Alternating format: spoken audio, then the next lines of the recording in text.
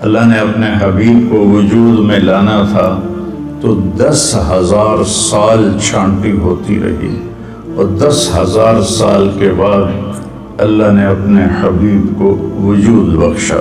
حلیمہ، یہ تیری لگتا ہے سواری بدل گئی ہے، کوئی بڑی شان والی سواری آئی ہے؟ تو حضرت حلیمہ نے کہا سواری نہیں بدلی، سوار بدل گیا ہے۔ ہم شرفاء تھے، ابو طالب شرافت کے انتہا پر تھے۔ ثم جاء محمد فلم يترك لأحد شرفا۔ ربیع الاول میں سیرت کی بات کرنا جیسے ہم کر رہے ہیں، یہ محمود ہے۔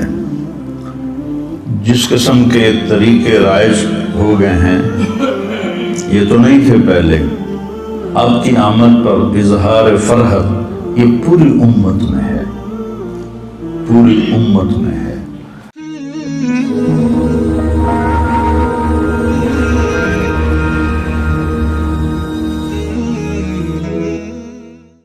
السلام علیکم ورحمۃ اللہ۔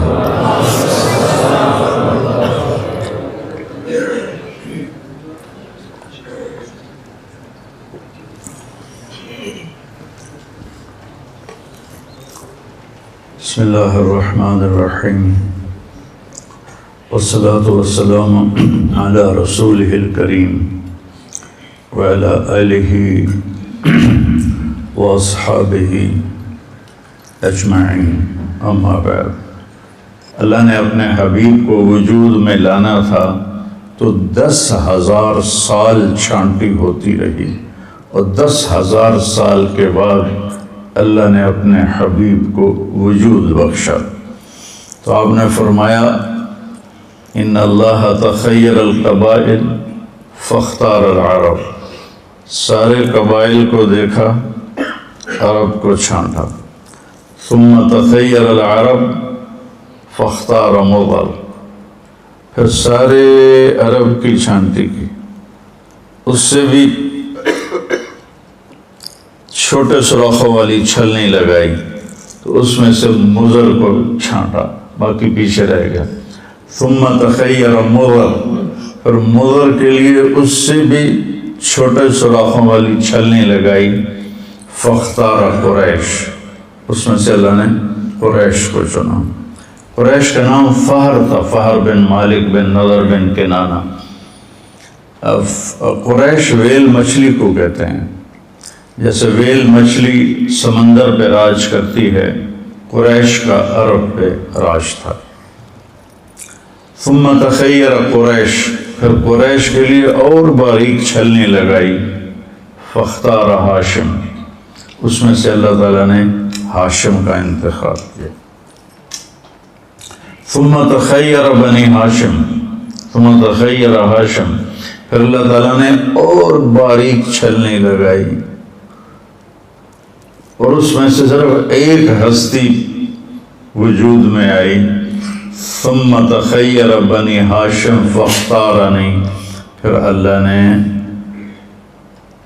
بنی ہاشم کو چھانٹا تو اللہ نے مجھے پسند کیا۔ انا خیرکم ابا و نفسا، مجھ سے عالی شان نہ کسی کا نسب ہے نہ کسی کی شرافت۔ جب اللہ نے، آپ نے فرمایا جب اللہ نے قبائل بنائے تو مجھے سب سے بہترین قبیلے میں پیدا کیا، جب اللہ تعالیٰ نے خاندان بنائے تو مجھے سب سے بہترین خاندان میں پیدا کیا، جب اللہ نے آگے گھرانے بنائے تو سب سے بہترین گھر میں اللہ تعالیٰ نے مجھے پیدا فرمایا۔ تو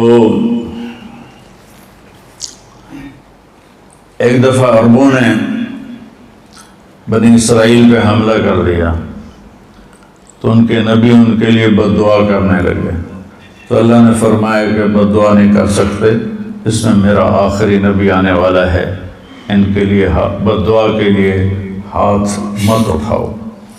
تو اللہ تعالیٰ نے آپ کو خاندان کے لحاظ سے سب سے عالی نسب، حضرت معاویہ رضی اللہ عنہ سے کسی نے پوچھا کہ آپ لوگ زیادہ بہتر تھے یا بنو ہاشم؟ تو تو انہوں نے فرمایا کننا شرفا و ہاشم اشرف،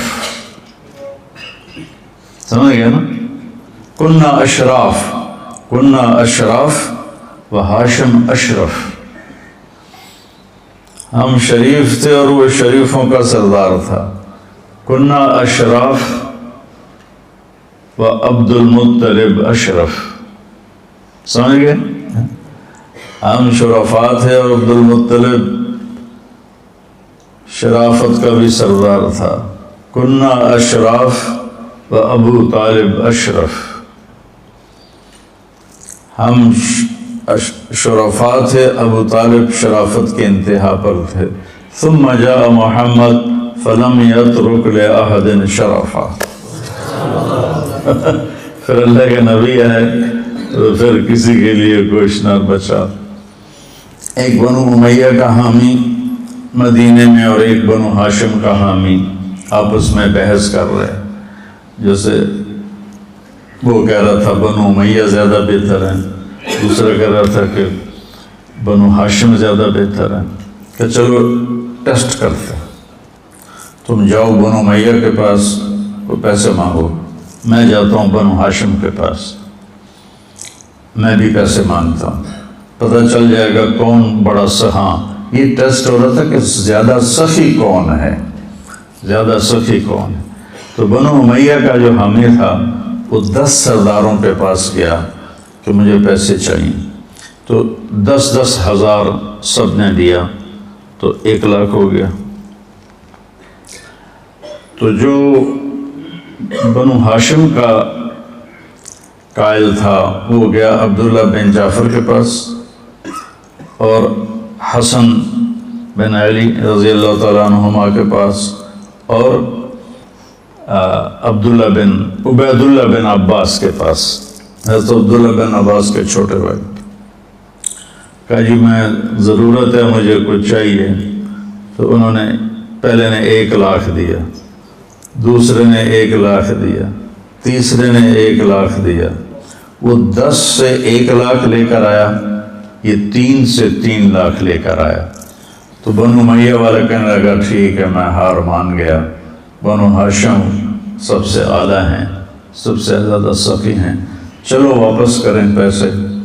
تو بنو امیہ والا گیا ان سرداروں کے پاس کہ جی وہ ہم تو ایسے ہی ٹیسٹ کر رہے تھے، ہم کوئی ضرورت نہیں ہے تو آپ یہ لے لیں۔ ہم نے کہا ٹھیک ہے دے دو۔ تو 10 کے 10 نے وہ پیسے واپس لے لیے۔ لیکن جب وہ گیا ان روشن چراغوں کے پاس تو انہوں نے فرمایا کہ اہل بیت کے گھر سے جب کوئی چیز نکل جاتی ہے واپس نہیں آتی، جاؤ تمہیں ہدیہ، تمہیں ہدیہ۔ تو اس طرح اللہ تعالیٰ نے لَقَدْ جَاءَكُمْ رَسُولٌ مِّنْ أَنفُسِكُمْ عَزِيزٌ عَلَيْهِ مَا عَنِتُّمْ حَرِيصٌ عَلَيْكُمْ بِالْمُؤْمِنِينَ رَءُوفٌ رَحِيمٌ۔ اور اس کو یوں ہی پڑھتے ہیں ادھر افریقہ میں گیا، وہ کون سا ملک تھا، موریتانیہ۔ لَقَدْ جَاءَكُمْ رَسُولٌ مِّنْ أَنفُسِكُمْ، انفسکم نفیس، انفسکم منکم تمہارے درمیان۔ تو اللہ تعالیٰ نے 10,000 سال چھلنیاں لگاتے 22 اپریل 571 عیسوی اور 12 ربیع الاول اور اصحاب فیل والا سال اور ہمارے ہندوستان کا کیلنڈر 1 جیٹھ 628 بکرمی پیر کی صبح 4:20 پر اللہ نے آپ کو دنیا میں بھیجا۔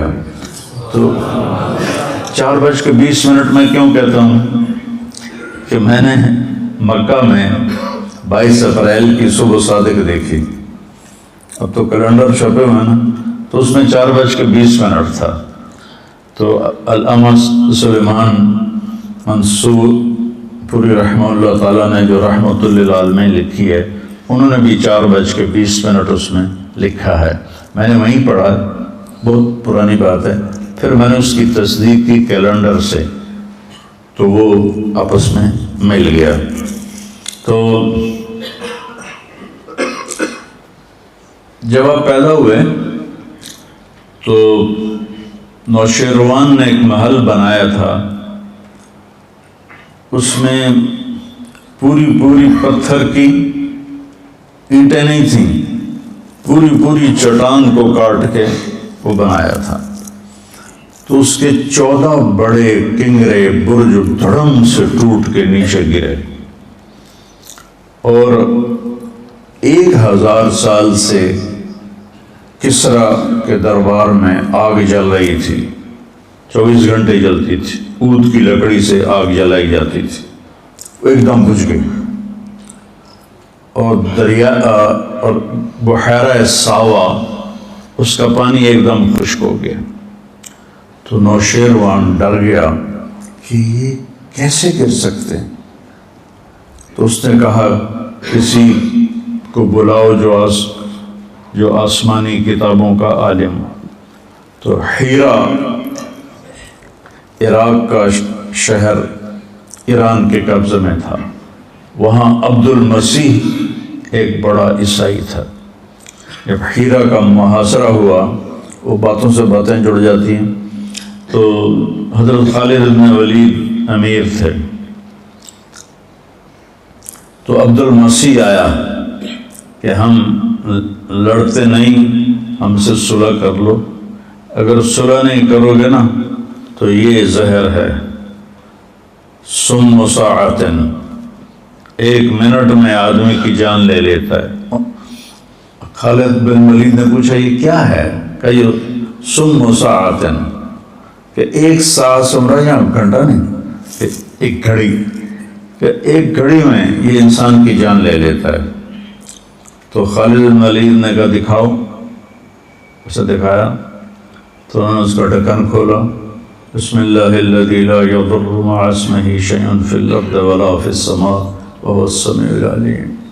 ان صحابہ بھاگے روکنے کے لیے، لیکن ان کے پہنچنے سے پہلے وہ سارا پی گئے، اور ان کو تھوڑا سا پسینہ آیا اور ٹھیک ٹھاک.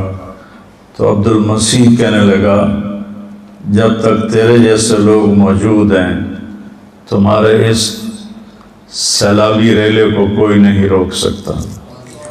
تو یہ عبد المسیح کا واقعہ مجھے یاد آ گیا ہیرا کی وجہ سے. ہیرا سے اس کو بلایا، اس نے کہا جی میں تو اتنا نہیں جانتا، میرا ماموں ہے شام میں رہتا ہے، اس کا نام ہے سطیح، تو میں اس کے پاس جاتا ہوں. تو اس کو بھیجا تو وہ سکرات میں تھا، موت کے علامات ظاہر تھیں. تو اس کو ہلایا کہ یا خال یا سطیح، مامو جی میں عبد المسیح ہوں. جھنجھوڑ کے جب انہوں نے اس کو دیکھا تو کہنے لگے بعثک ملک بنی ساسان لارتجاس الایوان وخمود النیران وغموز بحیرۃ ساوا. مجھے پتہ ہے تمہیں ایران کے بادشاہ نے بھیجا ہے کہ 14 برج گر گئے، جلتی آگ بجھ گئی، بحیرہ ساوا خشک ہو گیا. تو کہا اخبر وَإِذَا ظَهَرَ صَاحِبُ الْحَرَاوَةِ وَكَثْرَتِ التِّلَاوَةِ وَفَاضَتْ وَادِ السَّمَاوَةِ وَغَادَتْ بُحَيْرَةُ السَّاوَةِ فَلَيْسَ الشَّامُ لِسَطِيحٍ شَامًا وَلَيْسَ الْعِرَاقُ لِعَبْدِ الْمَسِيحِ مَقَامًا. کہا دیکھو جب عصا والا شخص ظاہر ہوگا اور اس کی کتاب کی تلاوت کثرت سے ہوگی اور بحیرہ ساوا خشک ہو جائے گا، وادی سماوا پانی سے بھر جائے گی، تو پھر شام میرا شام نہیں اسی کا ہوگا، اور عراق تیرا عراق نہیں وہ بھی اسی کا ہوگا. پیدائش پر یہ اور جتنے بت جہاں تھے پوری دنیا میں دھڑم سے گرے اور منہ کے بل زمین پر، منہ کے بل زمین پر سارے کے سارے۔ تو اس نے واپس آ کر کہا کہ وہ کہہ رہا ہے کہ ہاں ایک بات بھول گئی کہ 14 برج نوشیروان کے بعد 14 بادشاہ آئیں گے اور پھر اس کی سلطنت ختم ہو جائے گی۔ جب نوشیروان نے سنا 14 بادشاہ تو 200-300 سال تو لگ ہی جائیں گے، وہ تو 45 سال میں کام ختم ہو گیا، 50 سال میں اوپر نیچے آتے گئے، اوپر نیچے آتے گئے اور بغاوت ہو گئی، قتل و غارت ہو گیا۔ تو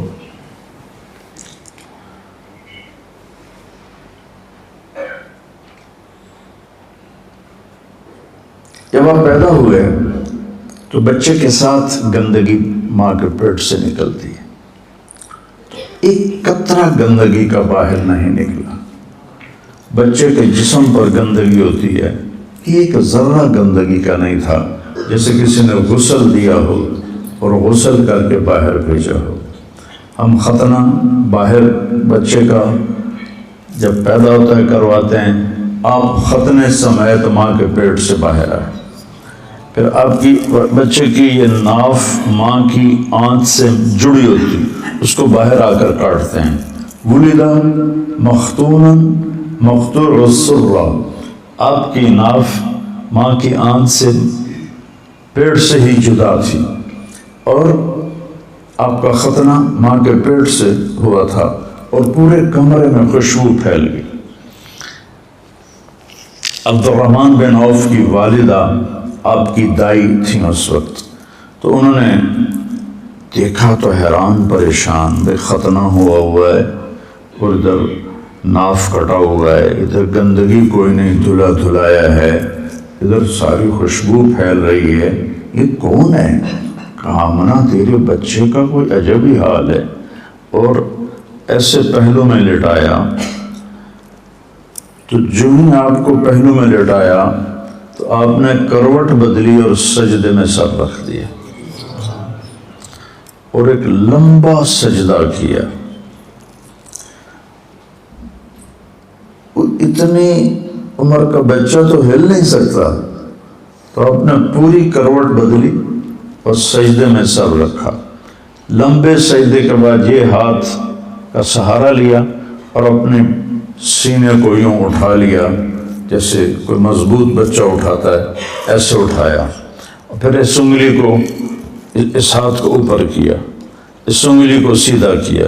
جب یوں کیا تو پوری کائنات میں حضرت آمنہ کہتی مجھے روشنی نظر آئی، ہر طرف نور ہی نور پھیل گیا، اور انہوں نے گھبرا کے بچے کو گود میں لیا تو ایک دم انفرجت فرجتن، چھت میں ایک شگاف پیدا ہوا اور اس میں ایک دھند غیم ہوتا ہے، یہ جو سردیوں میں دھند ہوتی ہے اس کو غیم کہتے ہیں، ایک دھند داخل ہوئی اور پورے کمرے میں پھیل گئی، اور گود کا بچہ گود میں نظر نہیں آ رہا، اتنی گہری دبیز، اور اس میں سے آواز آئی طوفوا بہ مشارق الارض و مغاربہا، اس کو مشرق مغرب پھرا دو، لیعرفوا باسمہ و نعتہ و صورتہ، تاکہ ساری کائنات کو پتہ چلے یہ ہے جس کے پیچھے چل کے منزل ملے گی، یہ ہے جو ساری دنیا کے لیے رحمت بن کر آیا ہے۔ وآتوہ خلق آدم، اسے آدم کے اخلاق دو، ومعرفت شیس، اور شیس کی معرفت دو، وشجاعت نوح، اور نوح علیہ السلام کی شجاعت دو، وخلت ابراہیم، ابراہیم علیہ السلام کی دوستی دو، واستسلام اسماعیل، اسماعیل علیہ السلام کی قربانی دو، وفصاحت صالح، صالح علیہ السلام کی فصاحت دو، وحکمت لوط، اور لوط علیہ السلام کی حکمت دو، وحب دانیال، اور دانیال علیہ السلام کی محبت دو، وہ شدت موسیٰ، اور موسیٰ علیہ السلام والی شدت دو، وہ جہاد یوشع، یوشع علیہ السلام والا جہاد دو، وہ طاعت یونس، یونس علیہ السلام کی اطاعت دو، ولحن داود، اور داؤد علیہ السلام کی مٹھاس دو، میٹھا وہ آپ کی جو لحن تھا، لحن داودی، وہ دو، وہ زہد عیسیٰ، اور عیسیٰ علیہ السلام جیسا زہد دو، وَأَغْمَسُوهُ فِي أَخْلَاقِ النَّبِيِّينَ، اور سارے نبیوں کے اخلاق اس بچے میں ڈال دو۔ پھر ایک دم بادل چھٹا اور آپ گود میں تھے، اور آپ کا چہرہ سے نورانی منور روشن تھا۔ تو عرب کی عادت تھی کہ بچوں کو باہر بھیجتے تھے، ان کے لیے مکہ شہر تھا، آج کے لحاظ سے تو چھوٹی سی بستی تھی، تو وہ آگے پہاڑوں میں بھیجتے تھے، ایک تو زبان فصیح ہو، اس میں کوئی ملاوٹ نہ ہو، ایک تو اللہ نے یہ واحد ملک ہے جس میں دریا کوئی نہیں، اتنا بڑا ملک دنیا میں واحد ارض الحجاز ہے، 3 طرف سمندر ہونے کے باوجود دریا کوئی نہیں، اور پہاڑوں کی بناوٹ ایسی ہے کہ مونسون ہوائیں ٹکرا کے واپس لوٹ جاتی ہیں، بارش نہیں ہوتی۔ یہ گویا کہ آخری نبی کے لیے زمین تیار کی جا رہی ہے، اِنَّا سَنُلْقِي عَلَيْكَ قَوْلًا ثَقِيلًا، تو اس کے لیے تیار تو ہونا پڑے گا نا۔ جیسے یہ پہلوان ویٹ اٹھانے کے لیے پھر طاقت لگاتے آگے بڑھتے ہیں، تو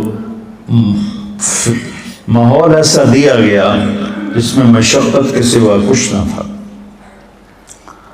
تو قبیلہ بنو سعد سے آئیں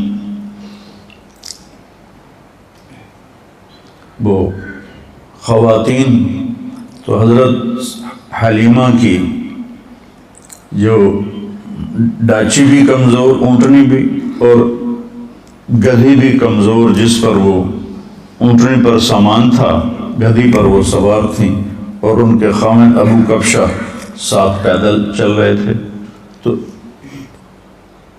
اس دن 10 بچے پیدا ہوئے مکے میں۔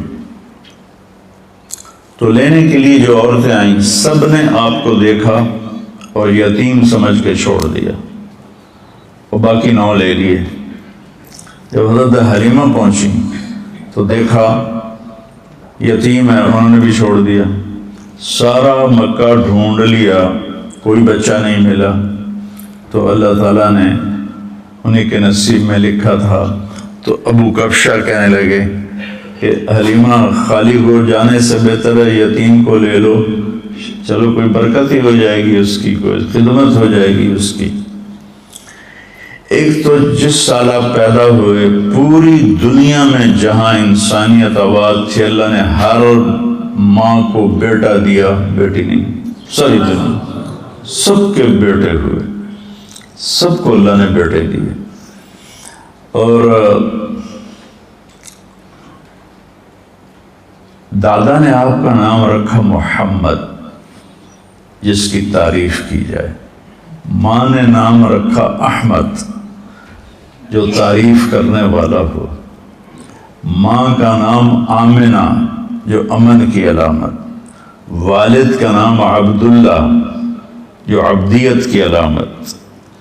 خاندان کا نام ہاشم، ہاشم کا نام عمر تھا۔